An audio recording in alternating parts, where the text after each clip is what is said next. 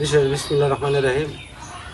বিষয়টা হচ্ছে মোহাম্মদের ছেলে অ্যাক্সিডেন্ট করিয়া তার পাটা ভাঙে গেছে। সেই হিসাবে আমাদের গ্রামের প্রবাসী ব্যাপারীপাড়া প্রবাসী গ্রুপের সার্বিক সহযোগিতা এবং এলাকার যুব সমাজের উদ্যোগে তাকে অর্থনৈতিকভাবে একটু সহযোগিতা করার জন্য আজকে কিছু অর্থ প্রদান করা হচ্ছে।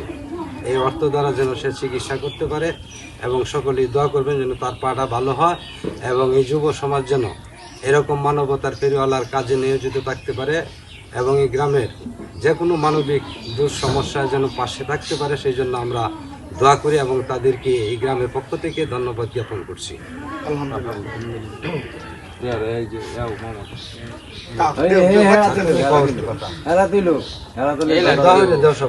আমি দোয়া করি প্রবাসে যারা এটার উপরে করছে, পরিশ্রম দিছে, যারা দিচ্ছে, আমি হেরার উপরে আমি দোয়া করি, সকলে আমি দোয়া করি। হয়েছে তো ঠিক আছে।